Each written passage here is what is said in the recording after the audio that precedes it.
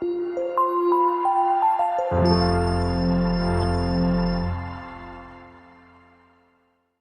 दोस्तों, स्वागत है आप सभी का अपने YouTube चैनल इम खान क्लासेस में। आज हम पढ़ने वाले हैं प्रेजेंट इंडेफिनिट टेंस का नेगेटिव सेंटेंस।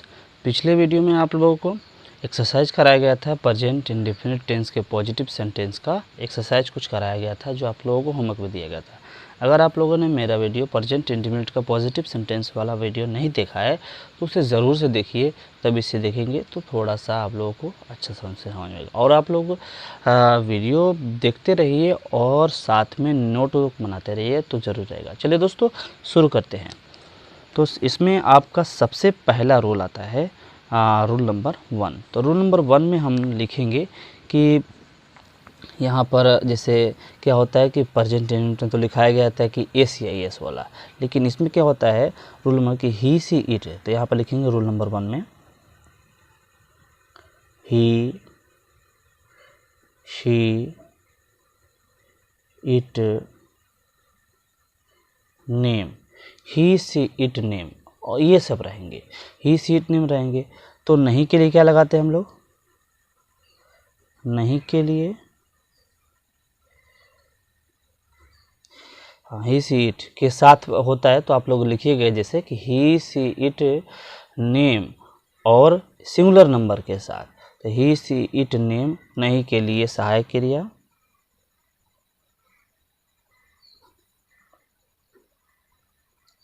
सहायक क्रिया डज नॉट लगाते हैं, डज नॉट लगाते हैं।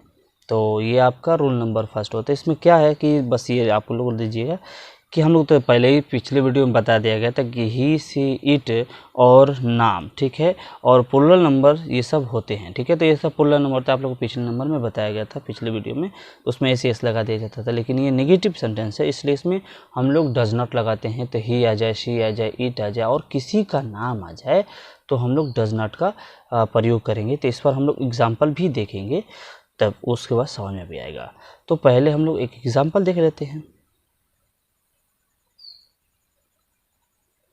स्ट्रक्चर भी बताऊंगा, लेकिन पहले आप लोगों को एग्जांपल लेके चलेंगे तो थोड़ा सा समझ में भी आता रहेगा। बाद में स्ट्रक्चर भी लिखा दूंगा और इसका दूसरा रूल भी जो है वो भी लिखाऊंगा, ठीक है।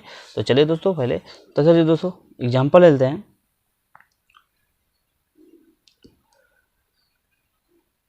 वह नहीं पढ़ता है।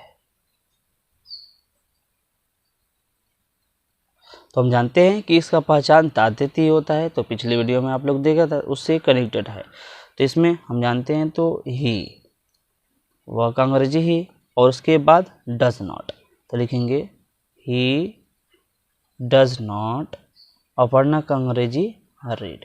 तो बस पढ़ना का अंग्रेजी रीड हो गया। तो बस ये हो गया। उसके बाद हम लोग दूसरा रूल पढ़ेंगे कि दूसरा रूल क्या है। सेकेंड रूल है कि आई, वी, दे, यू और आई, वी, दे, यू हो गया, और प्लूरल नंबर के साथ।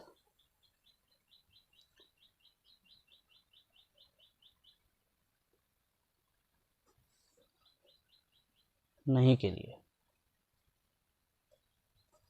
नहीं के लिए हम लोग इसमें सहायक क्रिया यानी कि हेल्पिंग वर्ब, नहीं के लिए सहायक क्रिया डू नॉट, ठीक है, डू नॉट का प्रयोग करते हैं।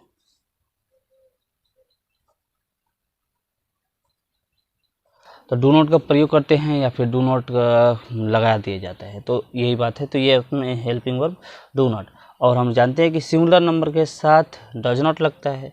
तो ये दूसरा रूल हो गया। एग्जाम्पल इस पर भी ले लेते हैं। ये मैं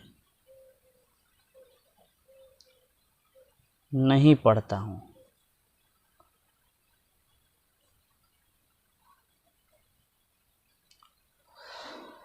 तो मैं नहीं पढ़ता हूँ। तो दोस्तों यहाँ से देख सकते हैं मैं का अंग्रेजी आई और इसमें प्लूरल में आता है, तो लिखेंगे आई और यहाँ पर do not, I do not, और पढ़ना का अंग्रेजी रीड। तो इसमें एस एस नहीं लगाएंगे। एस एस कब लगाते हैं नेगेटिव सेंटेंस में वो भी बताऊंगा। तो आपका ये हो गया एग्जाम्पल, और रूल नंबर 2 भी हो गया। और रूल नंबर 3 में हम इसमें यहाँ पर रूल नंबर 3 बताते हैं कि रूल नंबर 3 रहेगा। तो रूल नंबर 3 में यह है कि इसमें भी हम लोग वर्ब की फर्स्ट फॉर्म ही लगाते हैं, इसमें भी वर्ब की फर्स्ट फॉर्म का प्रयोग करते हैं। ठीक है दोस्तों, तो इसमें भी वर्ब की फर्स्ट फॉर्म का प्रयोग किया जाता है। तो रूल नंबर आपका 3 हो गया। अब हम लोग नेक्स्ट रूल देखेंगे। 4 नंबर रूल है जो बहुत इम्पोर्टेंट है कि अगर कभी नहीं आ जाए, यानी कि यदि लिखेंगे, यदि वाक्य यानी कि सेंटेंस में, वाक्य में कभी नहीं आए, जैसे वाक्य में कभी नहीं शब्द अगर आ जाता है, जैसे कि वह कभी नहीं आता है, तो ऐसा सेंटेंस के लिए तो कभी नहीं के लिए क्या लगाते हैं, आए, तो उसके लिए हम लोग नेवर लगाते हैं। तो नेवर लगाते हैं, और डू या डज नॉट का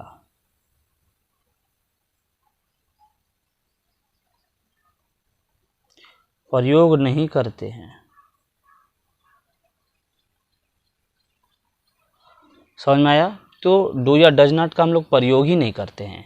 तो डू या रहे या डज नॉट रहे तो उस समय हम लोग उसका प्रयोग नहीं करेंगे, दोनों हटा देंगे, सिर्फ नेवर लगेगा। कभी नहीं दोनों का, यानी ही नहीं के लिए तो दोनों आ जाएगा। नेवर में से होता है कभी नहीं, तो नहीं लगाते हैं। लेकिन अगर नेवर आता है और सिंगुलर रहे, तो जब सिंगुलर रहता है तब क्या होता है, तो और जब सेंटेंस क्या रहे, सिंगुलर रहे,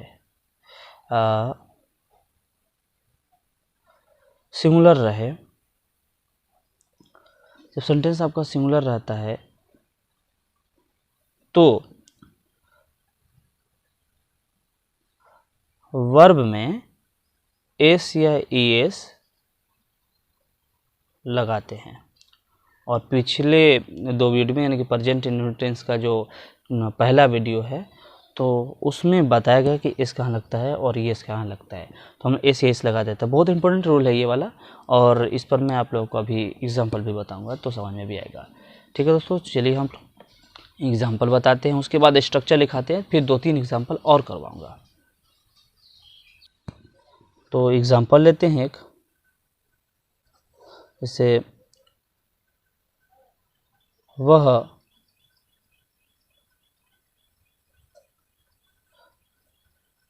कभी नहीं पढ़ता है।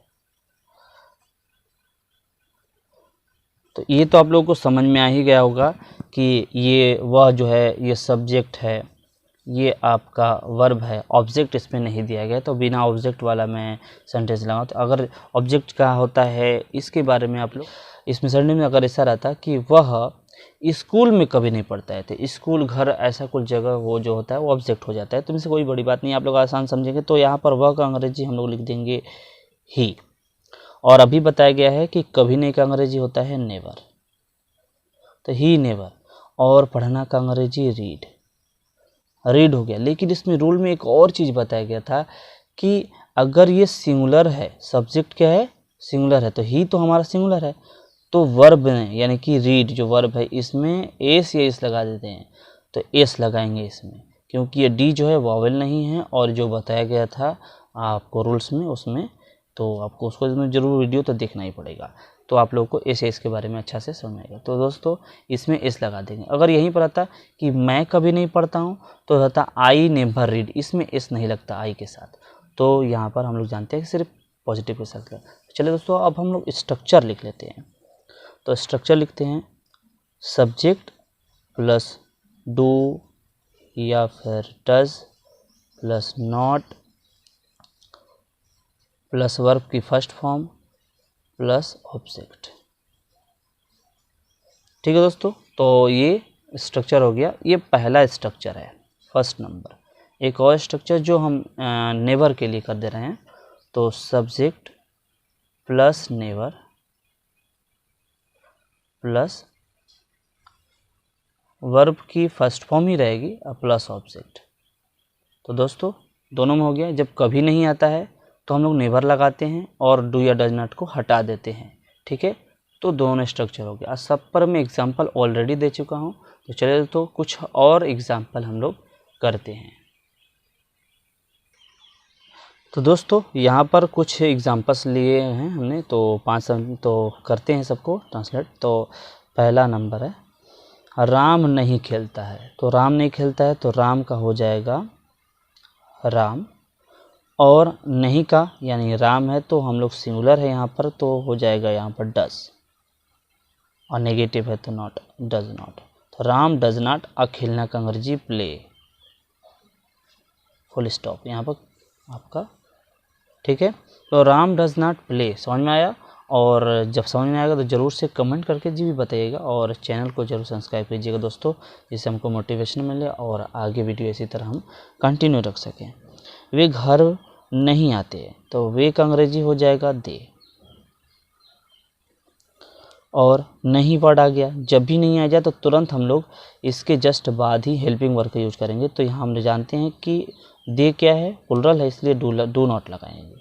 तो दे डू नॉट, और आना का अंग्रेजी कम, फर्स्ट फॉर्म मतलब हो जाएगा दे डू नॉट कम, और घर पर आने के लिए तो लिख देंगे do not come house,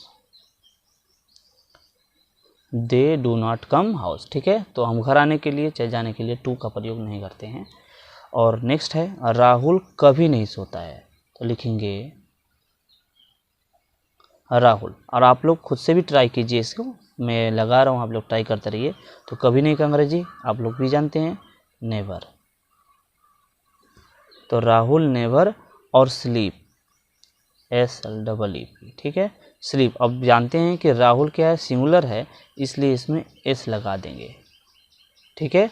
next है मैं कभी नहीं रोता हूँ, तो मैं का अंग्रेजी हो जाएगा आई, और कभी नहीं का अंग्रेजी नेवर, और रोना का अंग्रेजी होता है वीप। मैं कभी नहीं रोता हूँ तो इसमें S नहीं लगेगा, क्योंकि आई जो है वो प्लूरल है। अगला है तुम रात में नहीं हंसते हो, तो तुम का अंग्रेजी हो जाएगा यू, और नहीं जब आ गया तो डू नॉट लगाएंगे, क्योंकि हम जानते हैं कि तुम प्लुरल होता है। तो you do not laugh, you do not laugh at night, चाहे इन द नाइट, तो हम लोग एट नाइट भी लिख सकते हैं, तो ये बेटर रहेगा। तो दोस्तों ये पहला हो गया, और बाकी सब तो ये दूसरा तीसरा 5 एग्जाम्पल्स ले लिए, ठीक है दोस्तों। वीडियो कैसा लगा, हमारे वीडियो को लाइक सब्सक्राइब जरूर से कीजिए, ठीक है दोस्तों। मिलते हैं नेक्स्ट वीडियो में, बाय।